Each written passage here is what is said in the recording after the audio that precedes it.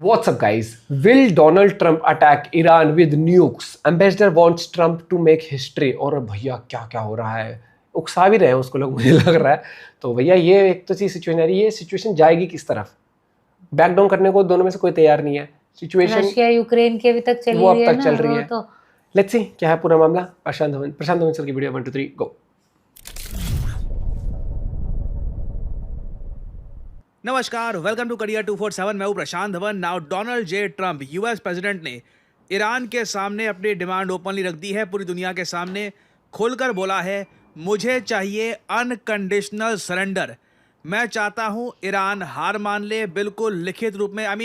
हम यहाँ पर बात कर रहे हैं जिस तरीके से भारत ने पाकिस्तान से सरेंडर करवाया था 1971 इंडिया पाकिस्तान वॉर में, कुछ ऐसी इमेजेस डोनाल्ड ट्रंप चाहते हैं। और ऑफ कोर्स साथ ही साथ ये रिजीम चेंज भी डेफिनेटली करना चाहेंगे। और डोनाल्ड ट्रंप की आप बातें सुनोगे ना, मुझे थोड़ा ये भी बोलना पड़ेगा, लगता नहीं है कि एक वर्ल्ड लीडर ये सब बातें लिख रहा है। इन्होंने ये भी कह दिया कि हमें अच्छे से पता है कि ईरान का जो ये सो कॉल्ड सुप्रीम लीडर है कहाँ छुपा है। ऐसी भाषा, चाहे देखिए दुश्मन देश भी क्यों ना हो, मतलब हमने So इतिहास में called. देखा है कि ओवरऑल जो लीडर्स हैं वो ओपनली ऐसी भाषा एक दूसरे के अगेंस्ट यूज करते नहीं है। मगर पर वो ट्रम्प ट्रम्प खुलकर है। कह रहे हैं कि सुप्रीम लीडर कहाँ पे छुपा है हमको पता है, वो एक इजी टारगेट है, but is safe there, we are not going to take him out. और टेक हिम आउट का मतलब क्या है? At किल, least मतलब not कि for अभी now. के वाह, लिए ईरान नहीं के मार सुप्रीम लीडर को एटलीस्ट अगर ये नॉट फॉर चाहें नाउ। तो आराम से मार सकते हैं, मगर ये मार नहीं रहे। एटलीस्ट फॉर नाउ हम ये नहीं चाहते कि मिसाइल से सिविलियंस की मौत हो या फिर अमेरिकन सोल्जर्स की मौत हो। ये ट्वीट बहुत इंपॉर्टेंट है। इसका मतलब ये है, ग्राउंड पर क्या अमेरिकन सोल्जर्स हाँ। ऑलरेडी पहुंच चुके हैं ईरान में? क्या यूएस मरीन्स ऑलरेडी एक्टिव है? मैं रिसेंटली एक वीडियो देख रहा था टेड क्रूज की। यूएस में रिपब्लिकन पार्टी के एक दिग्गज नेता है, डोनाल्ड ट्रंप के काफ़ी करीबी भी हैं। उनके मुंह से एक इंटरव्यू के दौरान निकल गया कि हाँ, यूएसए तो ऑलरेडी बॉम्ब कर रहा है ईरान को। ये पार्ट सुनिएगा, छोटा सा हिस्सा है, कुछ सेकंड का। इनके मुंह से निकल जाएगा कि वी मतलब हम लोग अभी ऑलरेडी कैरी आउट कर रहे हैं स्ट्राइक्स ईरान पर। Okay, we're carrying out military strikes today. You said Israel was. Right, with our help. ना ओह। इन्होंने कह दिया हम तो ऑलरेडी अटैक कर रहे With our हैं help. ईरान पर। इन्होंने कहा हमें तो लग रहा था कि इजराइल अटैक कर रहा है। हाँ, इजराइल कर रहा है, मगर हमारी मदद के साथ। तो अगेन क्वेश्चन यहाँ पर यही आता है कि ये चाहते नहीं है कि अमेरिकन सोल्जर्स पर मिसाइल्स गिर जाएं। क्या इसका मतलब ये है कि इनको डर लग रहा है कि ईरान अमेरिकन बेसिस पे अटैक कर देगा या क्या होगा? This is very interesting statement by US president. और साथ ही साथ इन्होंने ये भी कह दिया, we now have complete and total control over the skies of Iran. अब ये वी जब कहते हैं, ऑब्वियसली ये यूएस इजराइल दोनों की ही बात कर रहे हैं। तो यूएस बहुत ज्यादा इन्वॉल्व है आज के समय। जो यूएस पहले कहानी बता रहा था कि नहीं जी हम इन्वॉल्व ये नहीं इनका है, हमने मैटर कुछ है, अटैक नहीं किया, ठीक ठाक ये आज के समय इन्वॉल्व है। आगे ये भी कहते हैं कि ईरान के स्काई ट्रैकर्स और डिफेंसिव इक्विपमेंट काफी अच्छे थे, मगर अमेरिकन मेड डिफेंस इक्विपमेंट के सामने कुछ कुछ भी टिकता नहीं। नहीं हाँ, है। ये मैंने कल नोबडी देखा था। Does it better. और अगर यहाँ पे आप सोच रहे हैं कि ट्रम्प की जो स्टेटमेंट्स है काफी चिंताजनक है, अगर चाइना और रशिया कूद पड़े ईरान की हेल्प में तो क्या होगा? वेल, अभी के लिए वैसे मैं आपको ये बता दूं, एज ऑफ नाउ जब मैं वीडियो रिकॉर्ड कर रहा हूँ, फ्यूचर का मुझे पता नहीं, कुछ अगर मेजर चेंजेस होते हैं, बट अभी के लिए लग रहा है रशिया ने हाथ छोड़ दिया ईरान का। यहीं तक था सफर अपना। इन्होंने जब तक मतलब missile defence systems, primarily S-300 missile defence systems, उसके अलावा मिग विमान वगैरह ये सब दे रखे थे ईरान को, बट उसके बियॉन्ड रशिया इस वक्त कुछ करता दिख नहीं रहा। रशिया के कोई सोल्जर्स ईरान को बचाने के लिए नहीं रशिया आ रहे, जिस अपना भी तरीके तो से रशिया करेगा भी, ने रशिया क्यों सीरिया को करेगा? बचाया था यूएसए से बराक ओबामा के टाइम में। ईरान को बचाने के लिए रशिया नहीं आने वाला। रशिया खुद इधर आप अभी देख अपनी पाओगे, इस लड़ाई पर लड़ रहा है। बहुत सारे आर्टिकल्स लिखे जा रहे हैं आज के समय कि रशिया हेजिटेट क्यों कर रहा है ईरान की हेल्प करने से। ना अगेन देखिए, हो सकता है कि आप ऐसे कुछ लोग कहें, देखिए रशिया ने जब सीरिया को बचाया था साल 2016-17 के आसपास, उस वक्त का टाइम अगर हम देखें ना, तो रशिया यूक्रेन के साथ वॉर में उलझा नहीं हुआ था। स्थिति कुछ ये और तो थी। बोल रशिया रही के हूँ, पास हाँ। ऑप्शंस थे, तो इन्होंने बशर अल असद की सरकार को बचा लिया। मगर इस वक्त रशिया खुद उलझा हुआ है यूक्रेन के साथ। कैसे ये लोग ईरान की हेल्प करने के लिए आए? वेल, आप कह सकते हैं, बट स्टिल मेरा मानना यह है कि जब तेहरान पर ही बॉम्बिंग शुरू हो गई तो रशिया को कहीं ना कहीं ईरान की हेल्प करने के लिए कुछ हेल्प भेजनी चाहिए थी। इंटरेस्टिंगली अब अमेरिकन ये कह रहे हैं रशिया तो बिल्कुल बिजी है यूक्रेन में, रशिया लगता नहीं है कुछ करने वाला है, मगर चाइना हो सकता है यूएस और यूएस के एलाइज को स्ट्राइक करे। जी हाँ, वही चाइना जिसको लेकर ट्रम्प स्टेटमेंट देकर आ गए हैं कनाडा में कि जी इनको G9 में डाल दो, G7 का विस्तार करो, रशिया को डाल दो और चाइना को डाल दो, G9 ग्रुप बना दो। वही चाइना के बारे में गॉर्डन चैंग, यूएस के बहुत ही इंपॉर्टेंट डिफेंस स्ट्रैटेजिस्ट, और मैं बिल्कुल एग्री करता हूं गॉर्डन चैंग की स्टेटमेंट से। आप अगर वेरियस जियोपॉलिटिकल रिपोर्ट्स देखोगे तो वहां पर ये इंडिकेशन मिल रही है चाइना कहीं ना कहीं इस वॉर में कूद जाएगा अगर सिचुएशन इसी तरीके से खराब होती रहती है। और स्पेशली ईरान के जो सुप्रीम लीडर हैं खमेनी, इनको अगर यूएस इजराइल डायरेक्टली टारगेट करते हैं। नाउ ये सब डेवलपमेंट्स आप अगर मुझसे पूछें अपने आप में बहुत ही ज़्यादा चिंताजनक है, मगर तभी माइक हकबी ये नाम न्यूज़ में आ जाता है। ये देखिए यूएस के एम्बेसडर हैं टू इजराइल, ये एक चीज़ ट्वीट करते हैं, एक्चुअली ये एक मैसेज सेंड करते हैं डोनाल्ड ट्रंप को, और ट्रंप ये मैसेज पूरी दुनिया के सामने डिस्प्ले करते हैं। इस मैसेज में माइक हकबी ये कहते हैं कि डोनाल्ड ट्रंप, आपके पास एक सुनहरा मौका है इतिहास में अपना नाम दर्ज करने का। जिस तरीके से साल 1945 में प्रेसिडेंट हैरी ट्रूमन, उस वक्त यूएसए के जो प्रेसिडेंट थे वो हैरी ट्रूमन थे, उन्होंने बड़ा निर्णय लिया था जिससे सब कुछ बदल गया था। यहाँ पे आप देख पाओगे ये लिखा है, no president in my life time has been in a position like yours not since Harry Truman. तो ये कह रहे हैं बिल्कुल आपके पास एक बड़ा मौका है और मैं आप पे यकीन करता हूँ आप एक बड़ा फैसला यहाँ पर करोगे। और इनको याद दिलाते हैं ये कि ऊपर जन्नत में कुछ आपको चुना गया था, तभी वो गोली से आप बच गए, बिल्कुल कोई डिवाइन इंटरवेंशन हुई थी। और अब आपका काम है कि हमारे झंडे को आप झुकने नहीं दोगे, our flag will not come down, और आप एक बड़ा निर्णय लेकर दिखाओगे।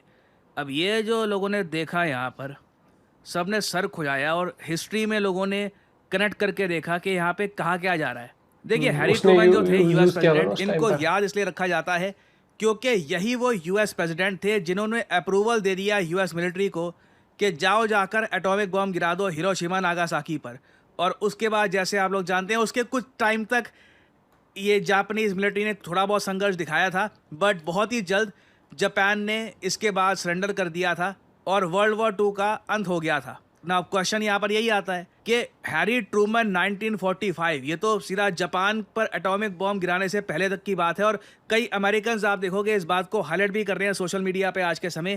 क्या ट्रंप के जो सलाहकार हैं ट्रंप को ये कह रहे हैं कि अब न्यूक्लियर वॉर करी दो, यहाँ पे न्यूक्लियर बॉम्ब गिरा ही दो यहाँ पे ईरान पर, या अगर ये कह रहे हैं कि न्यूक्लियर बॉम्ब मत गिराओ, ऐसी बॉम्बिंग करो कि दुनिया बस दंग होकर देखे और एक बार को सब लोग हाथ जोड़कर कहें कि बस अब और वायलेंस मत करो, बहुत हो गया। और जो अभी यूएसए और इजराइल के प्लान्स हैं, लग रहा है कि तेहरान और ईरान के बाकी शहरों की बॉम्बिंग और ज़रा बढ़ने वाली है। ट्रंप बहुत ही जल्द खुद एक बड़ी स्टेटमेंट देने वाले हैं ईरान से रिलेटेड, मोस्ट प्रोबेबली आज दिन के टाइम में या फिर रात के टाइम में ये स्टेटमेंट आ ही जाएगी। और अब क्वेश्चन यही है कि डोनाल्ड ट्रंप क्या बड़ा फैसला लेने वाले हैं ईरान के बारे में, क्योंकि जो इनकी डिमांड है अनकंडीशनल सरेंडर की, ये तो देखिए यूजुअली तभी होता है जब, मतलब हमारे केस में अगर एज इंडियन मैं बात करूं, हमने पाकिस्तान को 2 हिस्सों में तोड़ दिया था, तो ये ऐसा हुआ था। When you literally break a country, मतलब पाकिस्तान की आधी आबादी इन लोगों ने खोदी थी 1971 में, कुछ वैसा अगर होता है तो ये कंट्री कहता है कि ठीक है हम अनकंडीशनल सरेंडर कर रहे हैं। और उसके बाद वेस्ट पाकिस्तान में भी हमने काफ़ी डैमेज कर दिया था इन लोगों को। तो क्या यूएस एक एक्स्ट्रॉर्डनरी अटैक करने वाला है ईरान पर? क्या ट्रंप का प्लान यही है कि मैं ईरान को ऐसा डैमेज करूंगा कि बस अब इनका मनोबल टूट जाएगा, ये लड़ना ही छोड़ देंगे? और अब देखो मुझे यहाँ पर ये भी ऐड करना पड़ेगा, इस रास्ते पर चलना बड़ा रिस्की होता है। अब यहाँ पे आप कहोगे रिस्क क्या है? मान लीजिए रशिया अचानक से जाग जाता है, पुतिन कहता है नहीं नहीं मैं बर्दाश्त नहीं करूँगा, ये सुप्रीम लीडर को कुछ नहीं होगा। अचानक से न्यूज़ आती है रशियन सोल्जर्स उतर रहे हैं ईरान में, चाइना के सोल्जर्स उतर रहे हैं ईरान में, सडनली ऐसी न्यूज़ आनी स्टार्ट हो जाती है। सरप्राइज मत होना अगर ऐसा हो जाता है तो, this can very much happen. और अचानक से डोनाल्ड ट्रंप को पीछे हटना पड़ता है। डोनाल्ड ट्रंप कहते हैं नहीं अब तो देखिए यहाँ पे चाइनीज़ रशियन सोल्जर ही मारे गए तो मामला कहीं और नहीं चला जाएगा। और उस सब के बाद ईरान बच जाता है यहाँ पे, अगर पूरी मुस्लिम वर्ल्ड का हीरो बन जाएगा ईरान। एक्चुअली जो भी एंटी यूएस फोर्सेस है ना, उनका पोस्टर चाइल्ड बन जाएगा ईरान। कि इजराइल, यूएस समेत कई कंट्रीज ने ईरान को बर्बाद करने की कोशिश करी, कई सालों तक एफएटीएफ की ग्रे लिस्ट में रखा, फिर लिटरली बॉम्बिंग करनी स्टार्ट कर दी, न्यूक्लियर साइंटिस्ट मार दिए, तब हमारा बुरादर लेना देना कुछ नहीं है, सब कुछ झेल गया। तो this will be very interesting to see. आने वाले कुछ घंटे हमको बता देंगे कि इतिहास के पन्नों में क्या लिखा जाएगा। History is being made here. Updates आती है तो मैं आपके लिए अपडेटेड वीडियोस लाता रहूंगा। देखिए मेरा सिचुएशन अभी देखो दोनों तरफ जा सकती है। या तो ईरान की तरफ से स्टेटमेंट आती है कि हाँ हम नहीं कर रहे न्यूक्लियर पे काम और ठीक है हम नॉर्मल कर देते सिचुएशन, जो कि मुझे होता हुआ दिख नहीं रहा दूर दूर तक। दूसरा ये आएगा कि ऑल आउट जाएगा यहाँ पर अमेरिका इजराइल के साथ मिलके, मुझे लगता है। और अगर वो चीज़ हो गई तो, और कहीं ना कहीं देखो रशिया को अगर आना होता अब तक वो आ जाता। रशिया भी क्यों नहीं, ऑलरेडी ऑक्यूपाइड है और कोई स्टेटमेंट भी नहीं दी है अभी तक। तो मुझे लगता है कि होगा तो अल्टीमेट यही कि वो सरेंडर करेगा ईरान उस तरीके से कि भैया नहीं कर रहे हैं हम उस प्रोग्राम पे काम। लेकिन वो कब करता है, क्या कोई बड़े एक्शन के बात करता है या फिर समझौते पे बात होती है। मुझे एक फील ये भी आ रही है कि ट्रंप की बात होगी ईरान में और उनसे बात होगी कि समझौता कर लेते हैं, अनकंडीशनल तो नहीं लेकिन एक नॉर्मल समझौता जिसमें कि भैया ठीक है हम न्यूक्लियर पे काम नहीं करेंगे। इतना ही मुझे लगता है कि ये हो सकता है। क्योंकि कैसे मान जाएंगे वो हो भी सकता है क्योंकि जब ऐसी सिचुएशन एस्केलेट हो रही है तो कोई देश नहीं चाहेगा किसी का नुकसान हो। ना तो इजराइल चाहेगा कि आम लोगों की कुछ लोगों को दिक्कत हो, या ना ईरान चाहेगा। लेकिन फिर भी जब अगर वहां पर वो सरेंडर करने की बात जब आती है ना, अपना प्रोग्राम की बात कर न्यूक्लियर, क्योंकि दिक्कत इजराइल को उसकी न्यूक्लियर प्रोग्राम से ही है, वो कर जाता तो इजराइल रुक जाएगा। लेकिन अब वो कहता है कि जी नहीं ये तो नहीं रोकता हूं मैं, और या वो कुछ और अटैक करता है, फिर सिचुएशन आउट ऑफ कंट्रोल हो सकती है। मेरा वही है कि ईरान ने बस कह दिया कि नहीं कर रहा मैं काम, तो वहीं रुक जाएगी चीजें। उसके ऊपर अनकंडीशनल सरेंडर, फिर वो तो सिर्फ कहने वाले शब्द होते हैं, कठोर शब्दों का इस्तेमाल होता है जो ट्रंप कर रहा है नॉर्मली। और भाई उसका तो एम्बेसडर भी उकसाने वाली है जो कह रहा था ना मैं आपने मुझको अपना आंख नाक कान बना के भेजा था, तो अब मेरी सुनो, मैं वो चढ़ाने वाली बात नहीं, चढ़ाने की भैया मैं तो तुम ही सब कुछ समझता हूँ, तुम ही कुछ कर सकते हो, उसके बाद तो अब तुम ही ऐसे प्रधान वो राष्ट्रपति आए हो जो कुछ कर। ये चीज सुनने में कहानियों में ठीक लगता है, लेकिन प्रैक्टिकल देखा जाए तो कोई भी कंट्री नहीं चाहेगी कि उसकी हालत खराब हो, चाहे एक इंसान की हो चाहे 1000 इंसान की हो। ठीक है, और हमेशा बोला है not an era of war, लेकिन यहाँ पर टर्म्स एंड कंडीशंस समझनी पड़ेंगी। कई लोग आ जाते हैं कमेंट में भी कि नहीं ईरान के साथ गलत हो रहा है, ईरान क्यों ना हम मुंह तोड़ जवाब दे। अरे ये समझो आगे वाला मुंह तोड़ जवाब ईरान को इसलिए दे रहा है क्योंकि वो उसका अस्तित्व मिटाना चाहते हैं। वो अपनी प्रोटेक्शन के लिए कर रहे हैं और ये बना रहे हैं डिस्ट्रक्शन के लिए।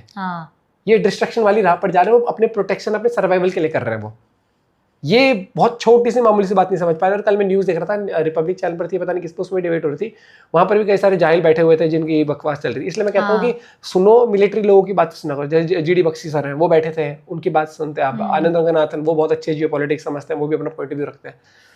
मिलते हैं आपसे कभी के साथ, अपना पॉइंट ऑफ व्यू आप लोग भी शेयर करिएगा। Bye bye, take care.